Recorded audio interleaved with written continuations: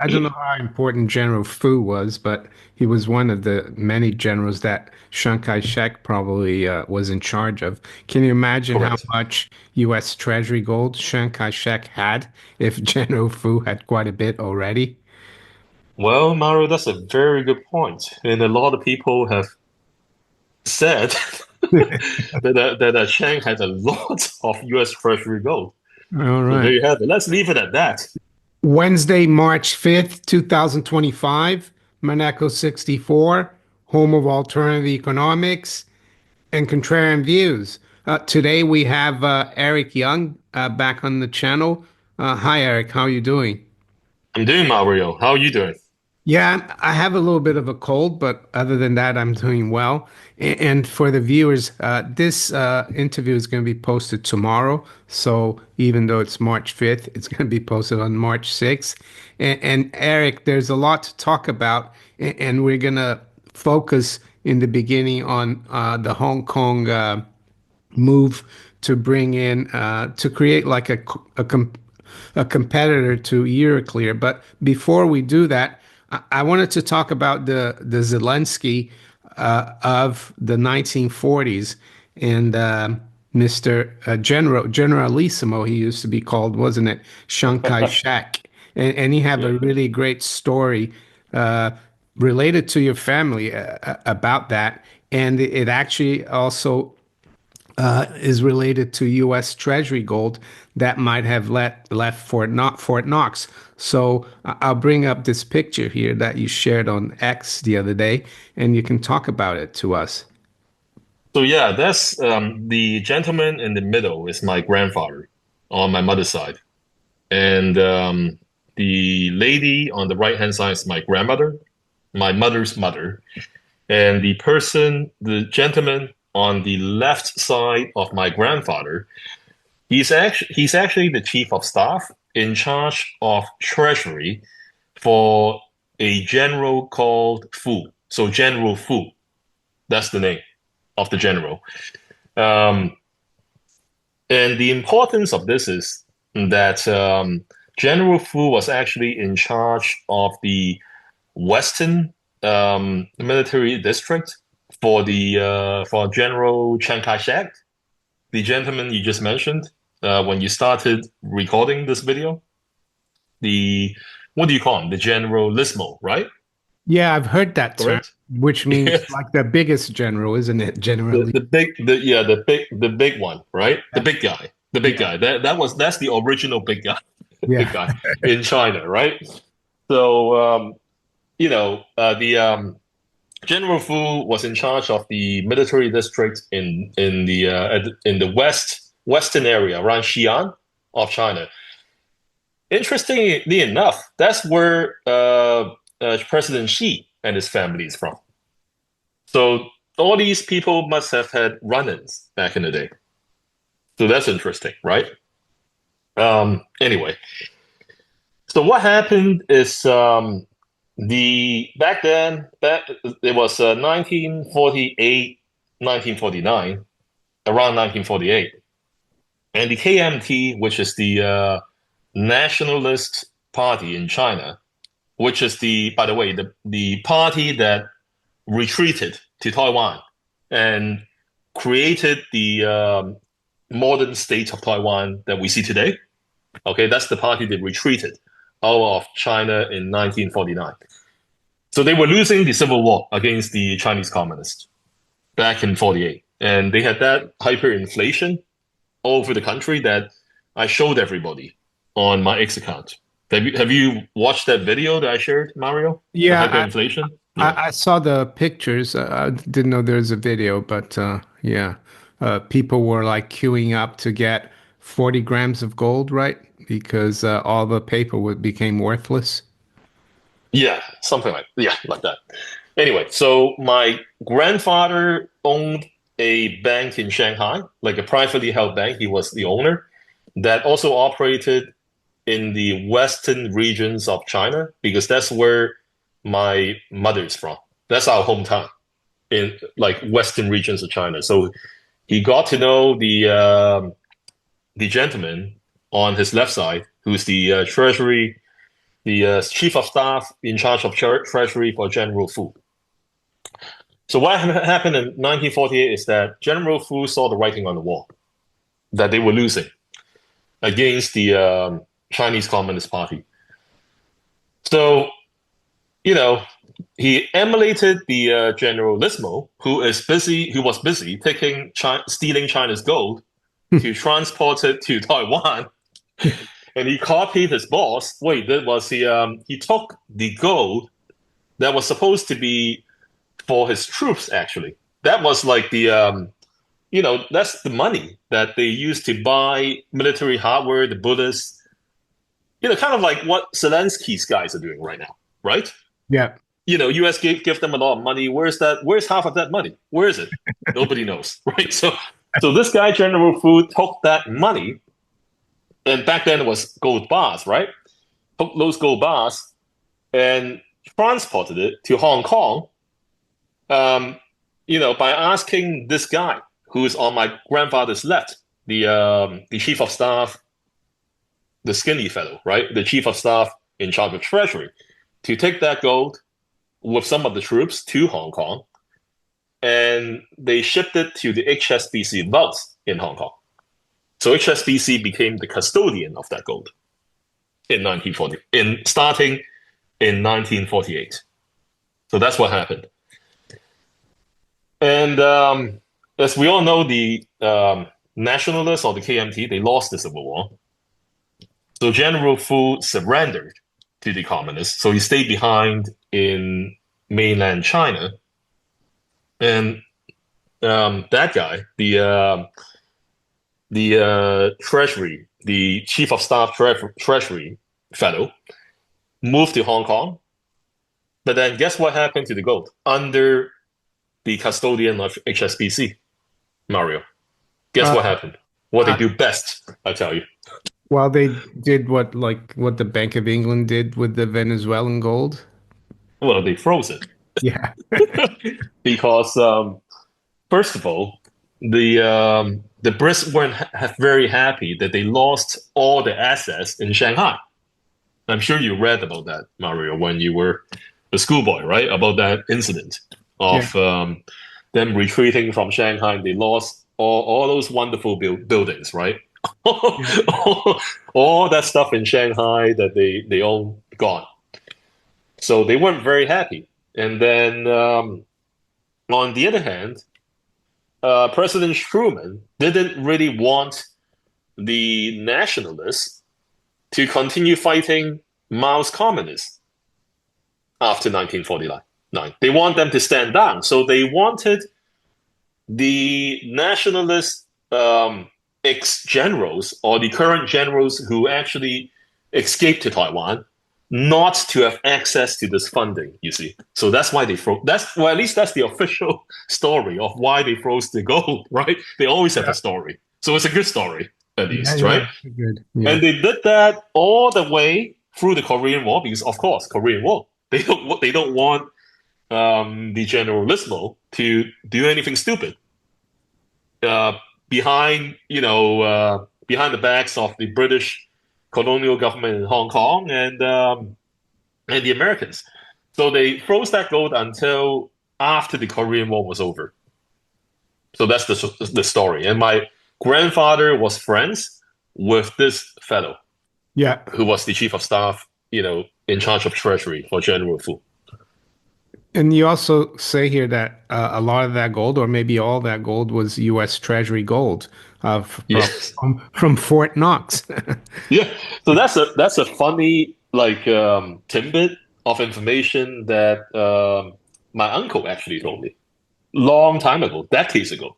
When I first heard it, I was a young boy, and it didn't really click into me. It was just cool, right? You have Chinese general, why does he have all this U.S. gold stamped with U.S. Treasury markings? Yeah.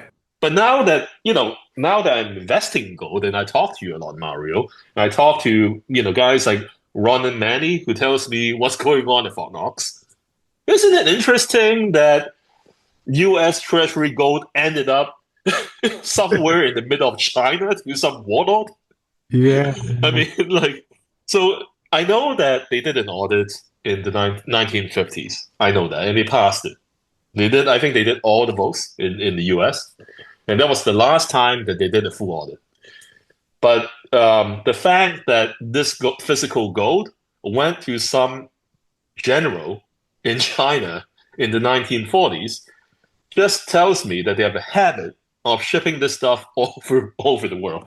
Yeah, and can you imagine if Yes, I don't know how important General Fu was, but he was one of the many generals that Chiang Kai-shek probably was in charge of. Can you imagine how correct. much U.S. Treasury gold Chiang Kai-shek had if General Fu had quite a bit already? Well, Mario, that's a very good point, and a lot of people have said that Chang had a lot of U.S. Treasury gold. All So there right. you have it. Let's leave it at that. Yeah, yeah. Let's Let's- move to let's move yes. to Hong Kong where you are. And what I wanted to touch upon first today is this news here from the Financial Times. Hong Kong targets creation of rival to Euroclear. And it doesn't sound very important, but Euroclear is really important. So maybe you could talk a little bit about that. So I was reading online on X, and somebody posted saying that the Euro clear market for China right now is $62 trillion. So I asked Catherine Tyson, and she gave me the worldwide figure. And I crunched some numbers. I figure that $62 trillion is the Chinese uh, total volume of transactions at Euroclear for the entire year. It's still impressive, Mario. Yeah. Even if it's like the entire year, uh, all transactions. Um, that's a lot of money. That's a lot of business, a lot of liquidity that goes through that. And what is going to happen is China is going to take that and put it in Hong Kong.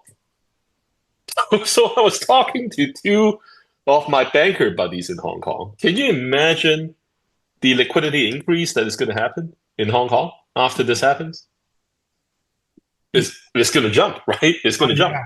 And it's gonna So shrink it's gonna shrink in Europe because you oh, you it's going to exactly. Yeah. you think it's you told me before we started that the Chinese transactions are about a fourth of what they do.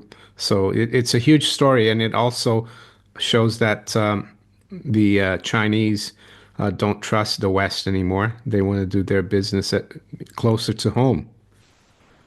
Correct. Especially now that the European Union is thinking of confiscating, not just freezing, the $200 billion of Russian assets. Like, I mean, that news is floating around. That is going to happen imminently. So the Chinese, I think, see that and they want to just accelerate the process of divorcing anything of value with the West, bring it home, and it makes sense.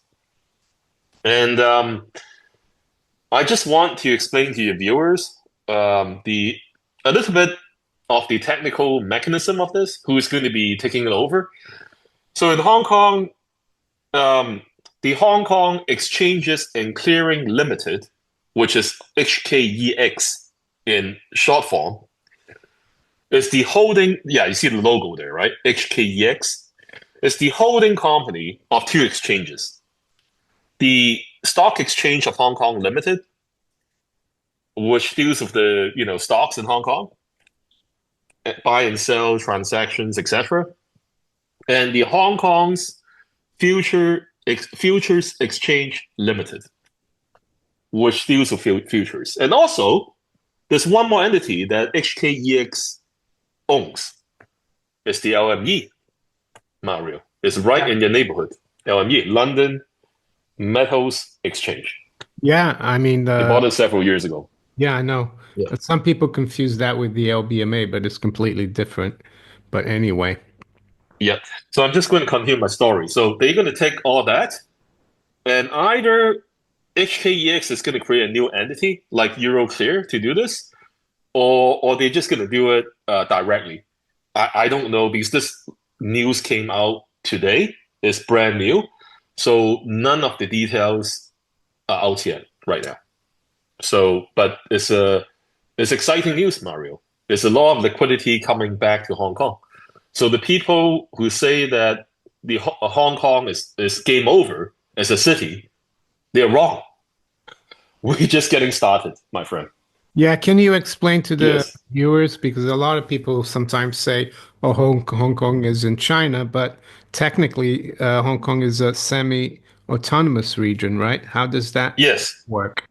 So Hong Kong is a special administrative region. So in abbreviation, we call it HK SAR. Okay, Oh, that's Hong it. Kong Special Administrative Region, and we still retain the British common law. So Mm. that's the like our corporate law and our civil law still the colonial, pretty much the colonial laws that govern Hong Kong back when Hong Kong was a British colony. So it just makes it easier to do business in Hong Kong if you're a Western entity, or if you're from Singapore, or if you're even, let's say, you're from the Middle East. It's just easier Yeah. because, yeah. Sorry, go ahead. So the a lot of people say, "Oh, it's communist and stuff." So the would you say the Beijing leaves Hong Kong pretty much to its own devices to some extent? For domestic policies, absolutely. Yeah. For international policies, that like Beijing absolutely has to say, right? Because Hong Yeah. Kong is not a sovereign country. Yeah. But Yeah. for domestic policies, and even for a lot of this stuff, like financial stuff, Hong Kong has a lot of say because Hong Kong has all the talent, has all the experience over Yeah. the years, over the decades that we have accumulated under the British, right, to Yeah, do so it's this. pretty Yes. clever to leave it as it is because now that China needs to develop its financial markets and internationally, they've got Hong Kong. So that's a really good move, I think. And also, Mario, Hong Kong is going to expand its gold vaults to accommodate in excess of 1,000 metric tons of physical gold. So Hmm. right now, I think they're at 100, maybe almost 200. They're going to expand that by 5 times within the next 5 years to 1,000 metric tons. And those gold vaults are at the airport. Supposedly pretty high tech, just like a Hollywood movie. If you don't have the right passport, you go in, there's sleeping gas. So you go to sleep. So it's pretty high tech stuff. Okay, Yeah. great. So So it's great stuff. Yeah. yeah, uh, what we're gonna look at the stimulus now. Is that the order of the Yes.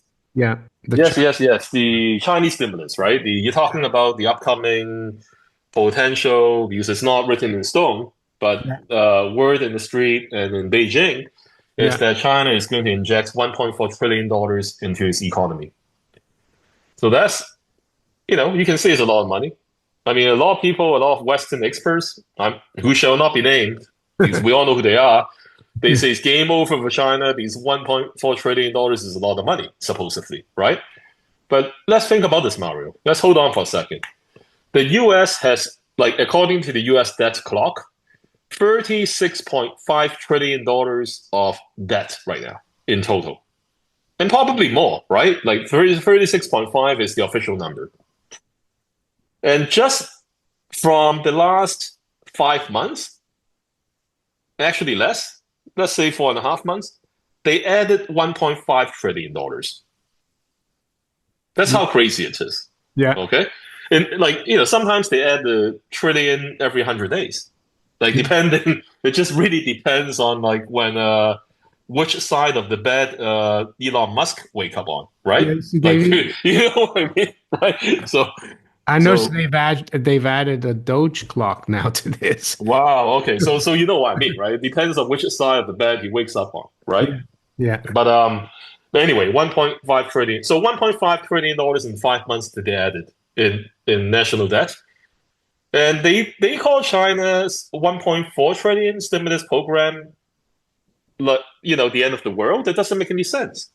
No. Because what China is doing with the $1.4 trillion, A lot of it is going to go back into the banking system to fix the bad debts that the banking system holds with its real estate market. Some of it, I'm pretty sure, is going to go into gold, silver, and commodities accumulation. I'm not saying it I'm not just dreaming this up. China announced it today. They're going to step it up. They're going to step up their strategic commodities buying. I think you sent me the article from, is it Reuters or Bloomberg, Mario? You sent me the Yeah, article this today, right? guy here, he posted it, "Make gold great again." Yeah, I think he got it from Reuters. I'm not sure, but Okay. one So, point billion. Well, yeah, they're breaking. China says it will accelerate annual stockpiling of strategic commodities, and we are seeing today that copper is like up almost 5%. yep. So another thing that China is going to do, my online friend Dario, he's also based in Hong Kong, is an Italian expat. He explained it, but I'm going to say it here. China is also going to buy up some of the troubled real estate companies' inventory. What are they going to do with that? They're gonna actually copy the. I know something like I'm not. I know I'm going to piss off both sides of the aisle when I say this, but I'm going to say it. What they're going to do is they're going to copy the British Colonial Office back in Hong Kong. Hong Kong, what they did, the British, was they did what, Mario? Public housing.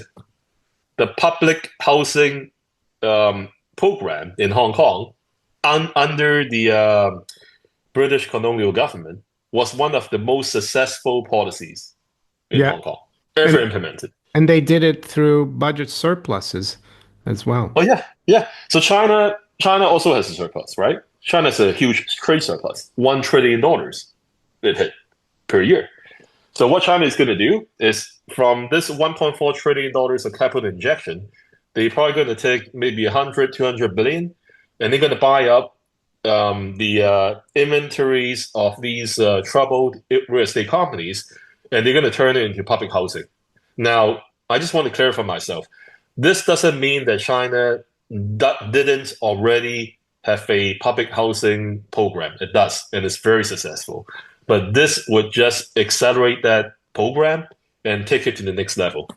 And also, it will resolve liquidity issues for some of these real estate companies. So it's like two birds with one stone. Yeah, That's what this is, right? So, and then finally, what is China going to do with the rest of the money? It's going to try to bolster domestic consumption. Okay, hugely. So, but they haven't announced the details yet of that program. I'm as eager as you are, Mario. I want to see what they're gonna give me, right? yeah, Maybe they'll give me $1,000 coupon to spend in China. It's possible, right? So that's the kind of thing that they do. Is a very comprehensive program that is aimed to stimulate China internally. Because, like I said to a lot of people, China's debt problem is internal. It's internal. China owe all this debt to its own citizens. Whereas the US, a lot of the debt is external, as we know, right? Because yeah, everybody, like they're buying US Treasury bonds, right? So China has an internal debt problem, US has an external debt problem, right? And I think with the $1.4 trillion of capital injection, carefully implemented surgically, like I just told you, right, in the areas that need help, I think they have a good chance of being successful. yeah. And it's always easier to deal with a domestic debt problem than an international one. I think the U.S. Treasury owes about $8 trillion to foreign investors, if I'm not mistaken. Correct. Yeah, No, you're correct. That's the number, Mario. yeah, Yes. yeah. So, yeah, interesting. So, should we move now to Comex and LBMA? I mean, they both work together, as you and I know. And you've been posting on X, not just recently, but in the last month or so, that there are a lot of analysts out there saying that what's happening with all the physical gold that's going to the US is just like in 2020 to 2022, and that all that gold is going to flow back to Europe now, and the gold price is going to go down and everything will be okay. But you've looked at some numbers, so maybe you can talk about that and what you think will happen. Absolutely, Mario. So the first thing, I think we have to look at two things to differentiate what happened in 2021 versus today. So what happened in 2021? First thing, let's look at some numbers. In 2020 and 21 combined, the US imported 600 metric tons of gold in total, approximately. So one of the numbers that we grabbed, Mario, me and you were doing it together, is from the US Geological Survey. So I think it's pretty legit numbers, right? And the other one I think is actually from the World Gold Council. So together, 600 metric tons for 2020 and 2021, US imported. That's how much they brought in for 2 years. What's happening recently?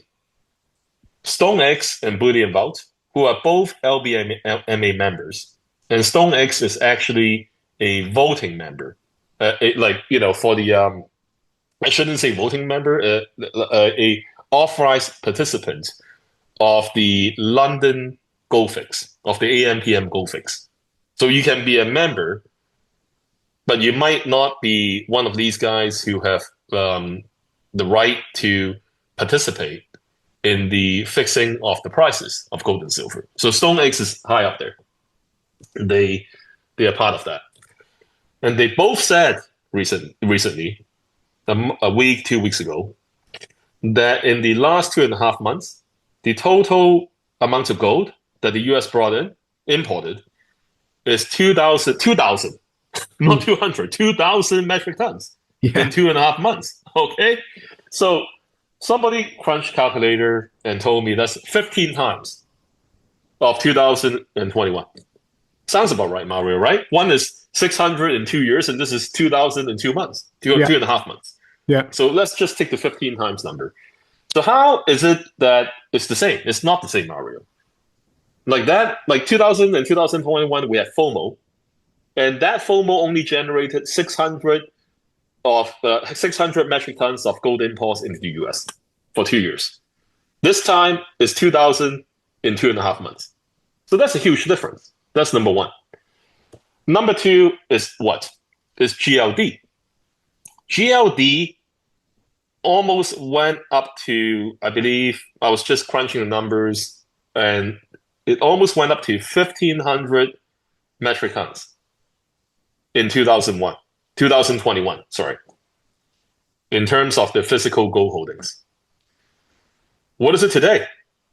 900 metric tons. So GLD added around 500-600 metric tons back in 2020-21, but this time it didn't add anything. It just kind of like went up and down at 800 to 900. Now, going back to 2020 and 21, you might say, well, how is it possible that GLD imported more physical gold than the US gold import number, or close to it? How's that possible? Because the Comex also imported around 500 tons during that time. Well, remember, Mario, GLD back then was sole custodian by HSBC, and most of that gold were in the HSBC vaults in London. So they never moved it to the US back then. Yeah. Yeah. But then right. the gold flows tell you the differentiation is that back then, authorized participants didn't really withdraw that much gold from GLD. But this time, every single time the retail investor add gold in the GLD, the authorized participants, which are probably bullion banks, are borrowing GLD shares to withdraw physical gold. And I know, Mario, you were telling me that Eric Sprout has something to say about that recently. Yeah, How the ETFs work. Yeah. he did an interview last night in U.S. time with Kitco, and about silver and how silver he thinks it could very well go to like at least $250.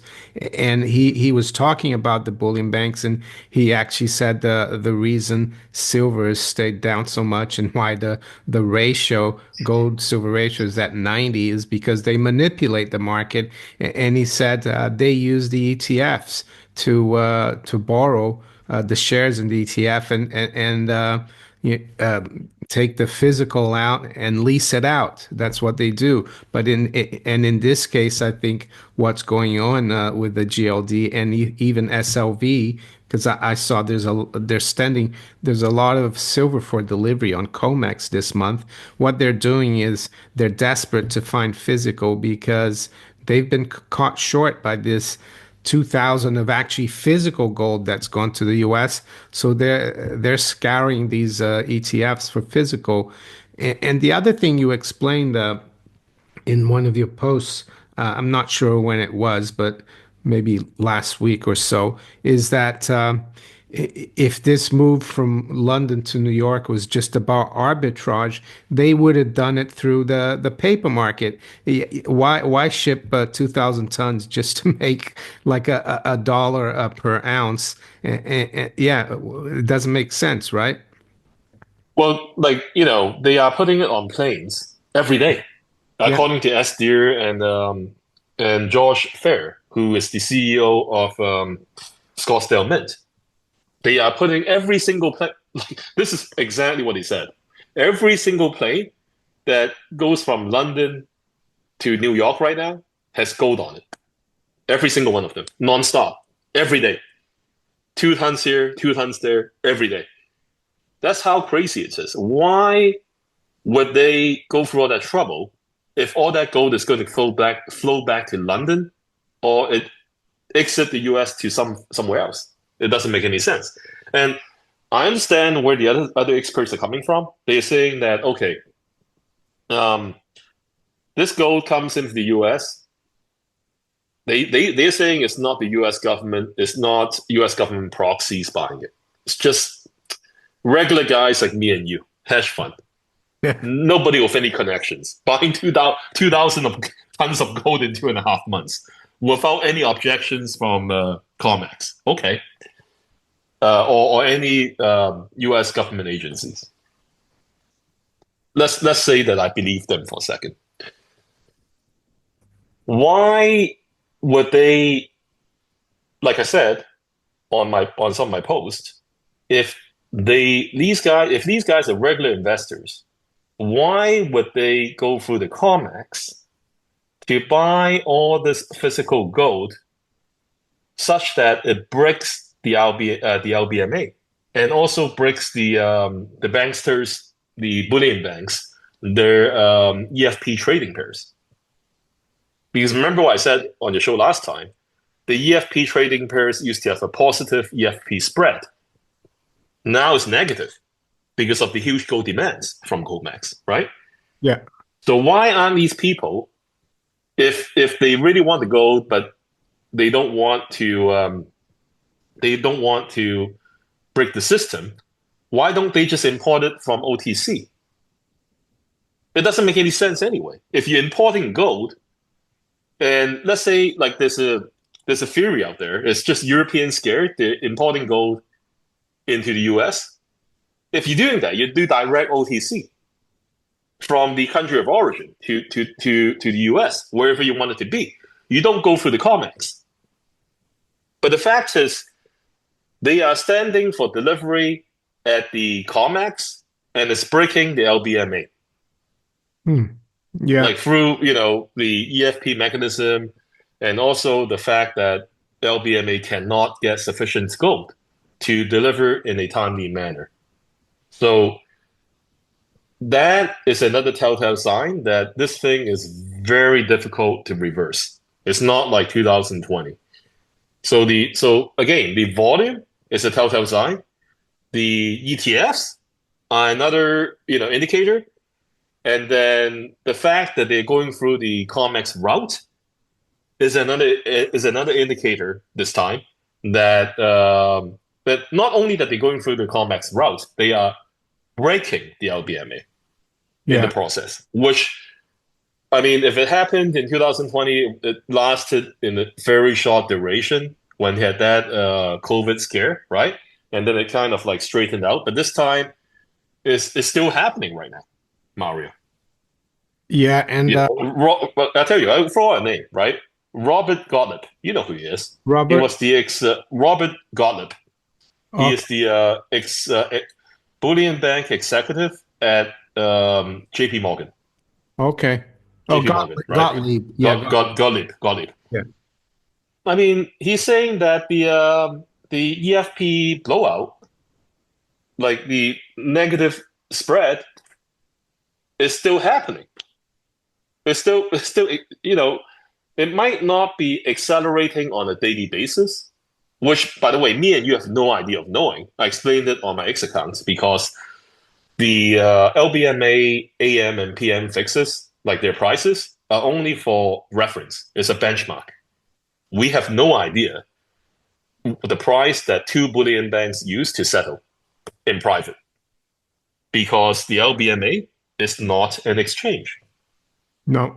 We have no idea, right? So it can be worse than we think. Yeah. So anyway, so all this, how is this going to reverse? It's difficult because it seems like there's still a lot of people or entities standing for a lot of physical gold and silver deliveries at the Comex. Okay, so the final thing I think is an indicator that this may be very difficult um, to reverse. Is this? Is that have you noticed, Mario, that some of the uh, some of the retail gold and silver places right now are waking up. It's just starting to wake up. Yeah. Have you noticed that? I'm talking about the US. Whereas in 2000 and 2021, by the time it turned around, the FOMO already happened. What I mean is everybody was already bought into gold and silver, the people who wanted it. Yeah. And they were saying, oh, let's silver squeeze this thing to like Yeah. $200. So everybody was sitting on it. But this time, when this whole EFP Doom Loop, this 2,000 metric tons of gold imported in the US, when it was happening, what's happening with US retail? It was really quiet, Yeah. right? Premiums were really low. So now it's just beginning to wake up. So this I agree with the experts out there. They are saying that that might actually accelerate the demand process in the US. So if this thing is to turn around, Mario, it won't be anytime soon. That's my conclusion. Because, like I said, all these reasons that I just described, as well as the fact that retail is just waking up, plus the fact that, I think, and I explained to you before, I think the big buyer is probably US government proxies or the US government themselves. Therefore, they are a committed buyer who's not going to sell in the blink of an eye to try to make profit. Yeah. And I think the Yeah. markets, like you said, a lot of people expect this to reverse. And maybe that's why the price hasn't gone up as much. But if it is a US government or a proxy, like you said, they're not buying to trade it. They're buying it to keep it, maybe put it back in Fort Knox. The other thing I would say with Comex, you're right. Comex has never really been an exchange that promotes physical delivery. And if there were deliveries in the past, it was done within the warehouse, but now it seems to be leaving Comex. And if you and I or a fund try to take out so much gold like they have, 2,000 tons in 2.5 months, the CFTC, the SEC, the U.S. Treasury, they would have been on top of the Comex to stop this. So that's another reason why I think you could be right. Correct. And just to give you some historical data, in the past, the Comex withdrawal rate is around 50% of the delivery rate. I'm using 2023 figures, a little bit less, let's say 45%.